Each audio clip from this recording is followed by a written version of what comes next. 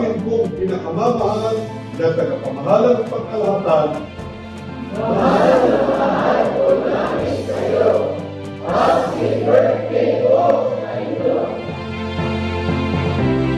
Sa amin pong pinakamamahal na kapatid, ang aming pong tagapamahalang pangkalahatan, kapatid na Eduardo V. Manalo, kami pong lahat na mga may tungkulin ay buong puso at buong kagalakang bumabati sa pagsapit ng kaarawan ng inyong pagsilang.